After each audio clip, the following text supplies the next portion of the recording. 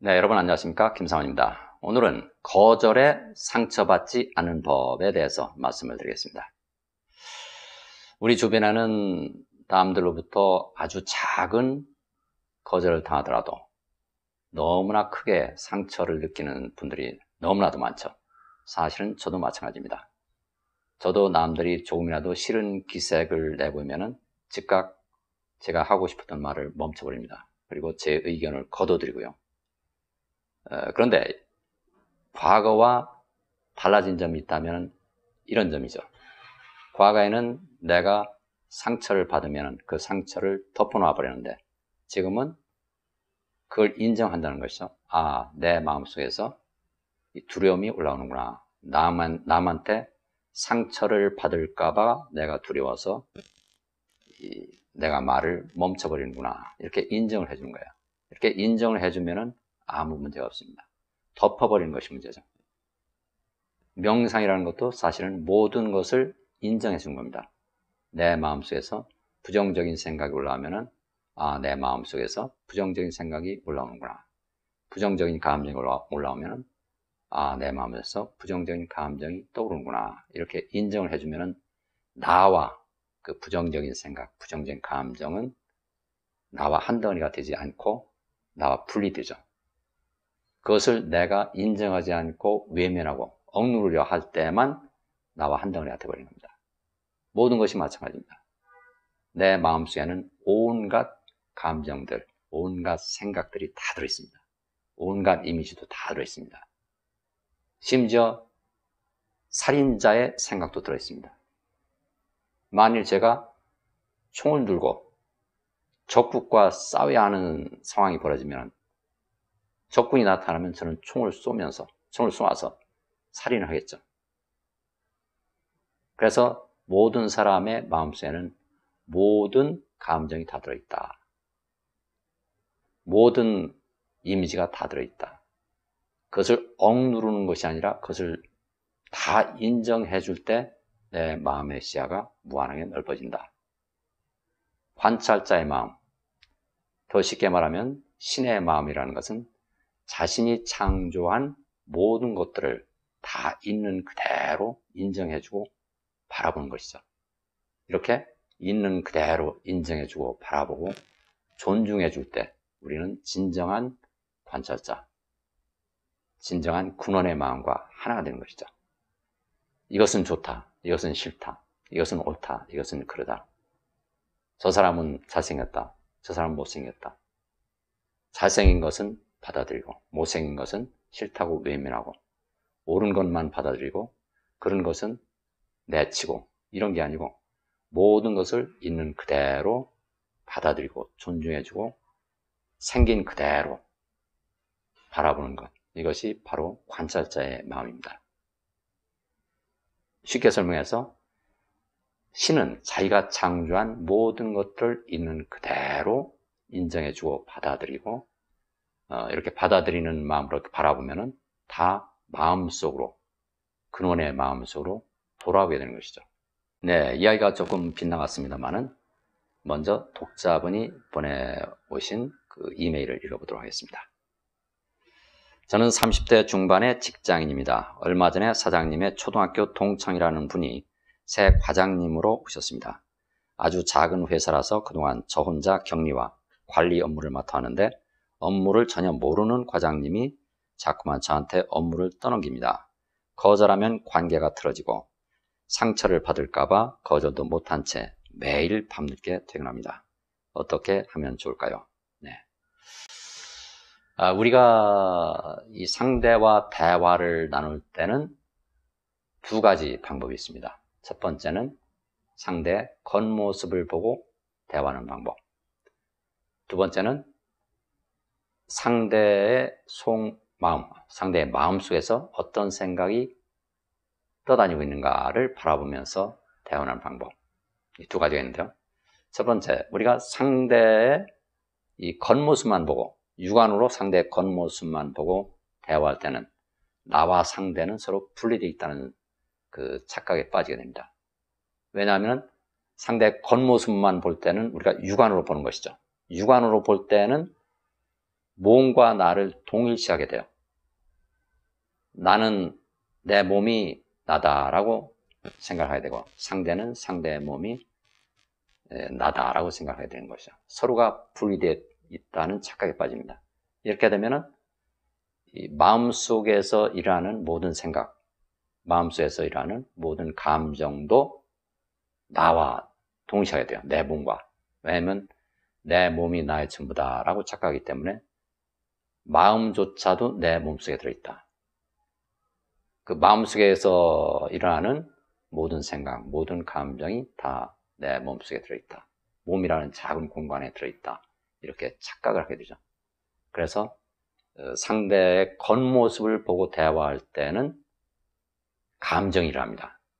왜냐하면 나는 내 몸과 나를 동시하고 있기 때문에, 그리고 이게 분리된 마음으로 대화를 하기 때문에 내 몸속에 들어있는 그 감정과 그 부정적인 생각들이 일어나고, 그렇기 때문에 그런 마음가짐으로 이야기를 하다 보면은 이 감정이 서로 생길 수밖에 없는 것이죠. 그래서 우리가 거절을 두려워하는 것도 바로 이 때문입니다. 상대와 나는 서로 분리되어 있다. 상대가 내 생각을 거절하면 상대가 나를 거절하는 것이다. 이렇게 받아들여서 상처를 받게 된 것이죠. 그런데 두 번째 방법은 뭐냐? 상대와 대화할 때 상대의 겉모습을 보는 대신에 상대의 마음 속을 들여다보고 대화하는 것입니다. 상대의 마음속에서는 지금 어떤 생각이 떠돌고 있는가? 상대의 마음속에서 떠도는 생각이라는 것은 바로 상대의 말을 통해서 나타나는 것이죠. 상대의 말이 곧 상대의 생각이니까요. 이렇게 상대의 생각을 들여다보면서 대화할 때 어떤 변화가 일어납니까? 나 자신이 마음속에 들어오게 되죠. 상대와 내 몸이 내 마음속에 들어가요.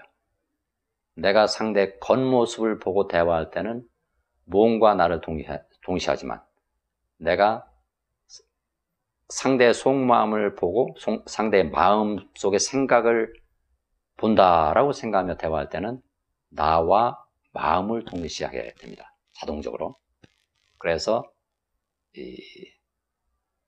어떤 부정적인 감정이라든가 부정적인 생각들이 끼어들지 못하게 되죠. 왜냐하면 나와 마음을 동시할 때는 마음이라는 건 한계가 없으니까요. 그러니까 한계가 없는 마음과 나가 하나가 될 때는 그 상대와 나도 그냥 하나의 마음속에 들어오는 겁니다. 그래서 마음의 한계가 사라지기 때문에 감정을 담을 그릇도 사라지는 거죠. 감정이라는 것은 내가 마음의 공간을 이렇게 좁히고 있을 때만 감정이 갇혀버리는 건데, 마음의 한계가 사라지니까, 그러니까 이 감정이 끼어들지 못하게 되는 것이죠. 그래서 감정이 끼어들지 않는 편안한 상태에서 상대와 대화를 할 수 있게 됩니다. 여러분도 한번 실험을 해보십시오. 껄끄러운 상대, 내가 대하기 힘든 상대와 대화를 할 때 나는 상대의 겉모습을 바라보지 않고 상대의 마음 속에 어떤 생각이 떠다니는지를 관찰하면서 대화를 한다고 상상을 해보세요. 그러면은 대화가 놀랍도록 편안해집니다. 어떤 감정도 끼어들지 못해요. 아마 상대의 그 얼굴이 희미하게 비춰질 겁니다.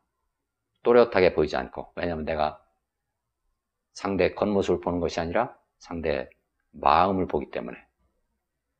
그런데 그렇다고 해서 내가 겉모습을 봐야지 하고 육안으로 상대의 그 얼굴을 또렷하게 바라볼 때는 즉각 그 마음을 벗어나게 돼요. 그래서 다시 몸과 나를 동시하게 됩니다. 그런데 그런 생각 없이 그냥 상대의 마음만 보면서 대화한다. 그러면 나도 마음속에 들어오고 상대도 마음속에 들어와서 아주 편안한 상태로 대화를 할 수 있게 됩니다. 그래서 설사 상대가 내 생각이나 의견을 거절하더라도 나는 내 마음속에서는 아무런 감정도 일어나지 않게 됩니다.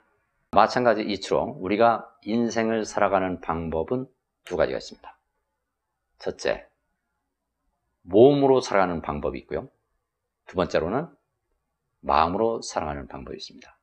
몸으로 살아가는 방법은 몸이 나의 전부인 것으로 착각하고 살아가는 방법이죠. 모든 사람이 몸이 나라고 생각하며 착각하며 살아가죠. 그래서 몸이 나의 전부다라고 착각하며 살아가기 때문에 마음도 내 몸속에 들어있다. 그래서 몸이라는 작은 공간에서 어떤 생각이나 감정이라면 자동적으로 그 생각이나 감정을 몸속에 가둬놓고 살게 되죠. 그러다 보니까 기쁠 때는 내 몸도 나 자신도 그 하늘 높이 날아오르고 또 슬플 때는 또 저 나락으로 떨어지게 되는 것이죠. 좋은 일이라면 행복감을 느끼게 되고 또 안 좋은 일이라면 또 불행감을 느끼게 되고 그래서 오르락내리락 이렇게 감정의 롤러코스터를 타고 인생을 살아가게 됩니다. 근데 두 번째로는 마음이 나라고 생각하며 살아가는 방법이 있는데요. 이것이 바로 진정한 나로 살아가는 것이죠. 몸이라는 것은 실제로 존재하는 것이 아니고 그 이미지라고 제가 말씀드렸죠. 허상, 상에 불과합니다. 홀로그램, 환영에 불과하죠. 몸이라는 것은 에너지일 뿐이죠. 몸이 뭐로 구성이 되어 있습니까? 70%는 물이죠. 그래서 내 몸에서 물을 빼내면 내 몸의 70%가 사라지죠. 나머지 30%는 음식을 먹어서 생긴 뼈, 살, 근육인데 음식까지 빼버리면 내 몸의 나머지 30%도 사라지고 내 몸은 아무것도 없죠. 물과 음식을 다 빼버리면 내 몸은 텅 비어버리죠. 그래서 사실은 몸이라는 것은 실제로는 존재하지 않는 그 이미지일 뿐입니다. 과거를 되돌아보세요. 과거를 잘 관찰하면 모든 진실을 알 수 있습니다. 여러분이 어릴 때 가장 기억나는 장면을 떠올려 보세요. 어디에서 떠오릅니까? 마음속에서 떠오르죠. 과거에 어린 시절에 내가 생생한 현실이라고 믿었던 그 장면들이 지금 이 시점에서 되돌아보니까 다 마음속의 이미지로 떠오르죠. 한 장의 이미지로 떠오르죠. 초등학교 다닐 때 소풍 갔던 가장 즐거웠던 장면 떠올려 보세요. 딱 한 장의 이미지로 마음속에 떠오릅니다. 그럼 오늘 아침에 잠에서 깨어나서 옷을 입었던 그 장면을 떠올려 보세요. 딱 한 장의 이미지로 떠오르죠. 한 장의 이미지예요. 현재는 어떻습니까? 현재 여러분은 유튜브를 지금 시청하고 계시죠. 근데 유튜브를 보는 장면은 생생하게 살아서 움직이죠. 유튜브 그 핸드폰에 그 동영상도 막 돌아가고 여러분의 손도 살아서 움직이고 호흡도 하고 다 살아있죠. 근데 이것도 그 이미지가 1초에 그 1044번, 이건 이제 물리학자들의 계산에, 수학적 계산에 따른 건데요. 1초에 1044번 빠른 속도로 한 장의 이미지가 어마어마하게 빠른 속도로 이렇게 연속적으로 돌아가기 때문에 생생하게 살아서 움직이는 것처럼 보이는 것이죠. 제가 이렇게 손을 움직이면은 이것이 살아있다라고 이제 착각을 하게 되는데 사실은 이것도 이미지입니다. 그냥 제 육안은 앞쪽 면, 한쪽 면만 보고 있어요. 여러분도 이제 지금 저기 핸드폰에 스크린 위에서 제가 이렇게 움직이는 장면을 보고 계실 텐데요. 스크린상에서 제가 이렇게 움직이죠. 좌우로 움직이면은, 저 사람은 저 뒤에 배경이 되는 그 벽과 분리되어 있다. 이렇게 착각을 하는데 사실은 그렇지 않습니다. 그것도 한 장의 이미지예요. 핸드폰 스크린이라는 그 한 장의 그 이미지 속의 일부거든요. 내 몸도. 영화를 보는 것도 마찬가지죠. 영화관에 가서 영화를 볼 때 영화의 스크린은 한 장이죠. 한 장의 백지인데 그 한 장의 백지 위에 여러 등장인물도 등장하고 건물도 등장하고 거리도 등장하고 뭐 나무도 등장하고 하늘도 등장하고 하지만은 그 모든 장면들이 그 한 장의 그 스크린 위에 순화지는 한 장의 이미지입니다. 그런데 그 스크린 위에 펼쳐지는 이미지들이 서로 분리되어 있는 것처럼 착각을 일으키죠. 왜냐하면 그 영화가 일초에 24장씩의 그 사진이 연속적으로 빨리빨리 돌아가기 때문에 그 착각을 일으키는 겁니다. 그래서 제가 이제 이런 말씀을 여러 번 드리는데요. 여러분이 지금 앉아있는 공간을 상상해 보세요. 육안에 여러분은 그 방 안의 장면을 방 안에서 유튜브를 시청하고 계신다면은 그 방 안의 장면이 그 육안에는 한쪽 면만 다 보이죠. 사물에 방 안에 뭐 책도 있고 의자도 있고 창문도 있고 천장도 있고 뭐 방바닥도 있고 여러 가지가 있을 텐데요. 그 사물의 앞쪽 면만 보고 계시죠. 앞쪽 면만 보고 있는데 생생하게 살아서 움직이는 것처럼 보여요. 왜냐하면 그 한 장의 이미지들이 연속적으로 어마어마하게 빠른 속도로 돌아가니까.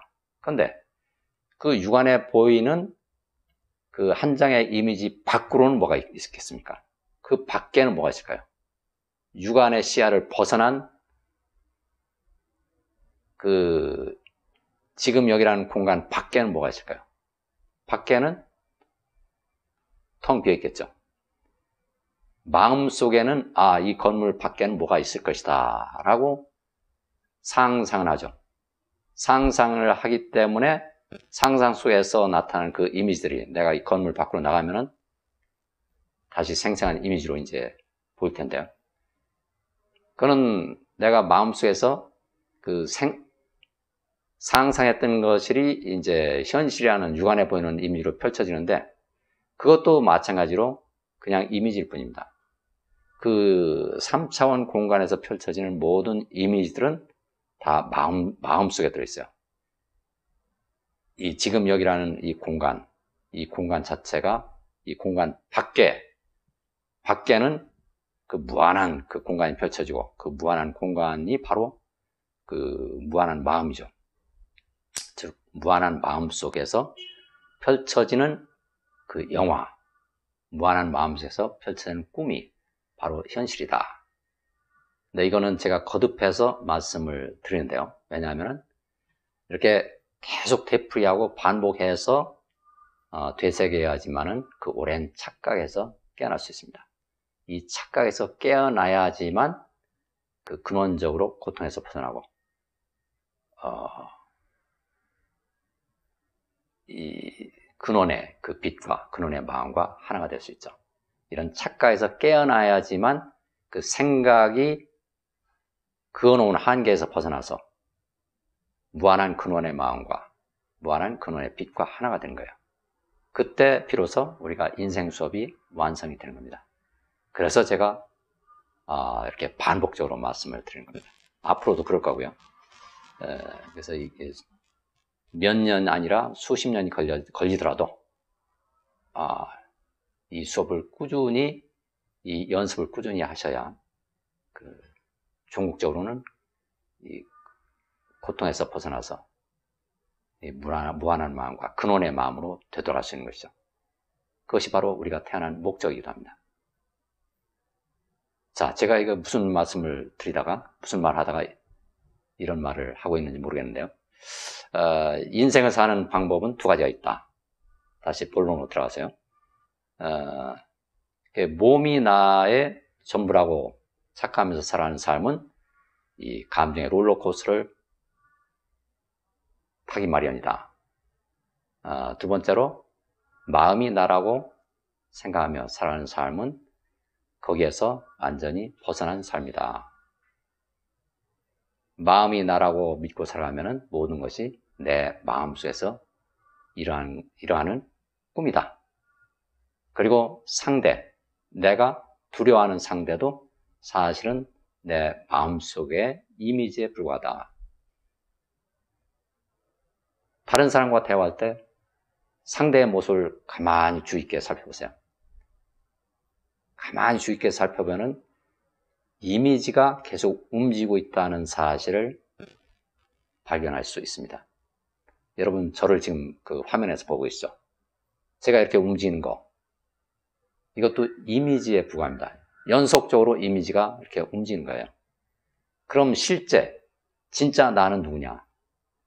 이 몸이라는 이미지를 이끌고 세상 경험을 하는 이 영이라는 마음입니다.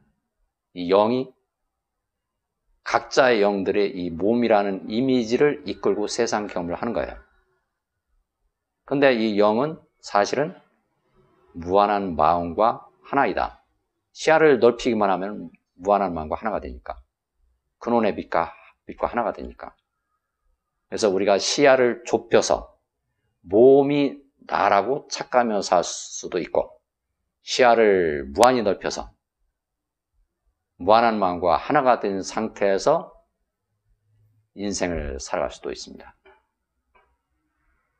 이렇게 무한한 마음과 하나가 된 그런 상태, 마음이 나라는 그런 사실을 깨닫고 살아가는 삶은 어떨까요? 아무런 부정적인 생각이나 부정적인 감정이 없는 그런 삶이죠. 왜냐하면 마음의 시야가 완전히 넓어지면 부정적인 생각, 부정적인 감정이 갇혀있을 공간이 없어지는 거니까. 부정적인 생각이나 부정적인 감정을 담아놓을 그릇이 살아있잖아요. 이렇게 그릇이 있어야만 이렇게 갇혀버리는데, 마음을 완전히 열어버리면, 한계가 사라지면 부정적인 생각이나 부정적인 감정이 어떻게 갇혀버리겠습니까? 그래서 제가 자꾸만 반복해서 마음의 시야를 넓혀라. 나는 무한한 마음이다. 그리고 모든 것은 마음속의 이미지다. 이 사실을 반복적으로 여러분들한테 말씀을 드리고 있는 겁니다. 그래야만 착각에서 깨어나고, 그래야만 고통에서 완전히 벗어나고, 내가 꿈꾸는 삶을 살아갈 수 있는 것이죠. 자, 오늘 말씀 여기까지 드리겠습니다. 감사합니다.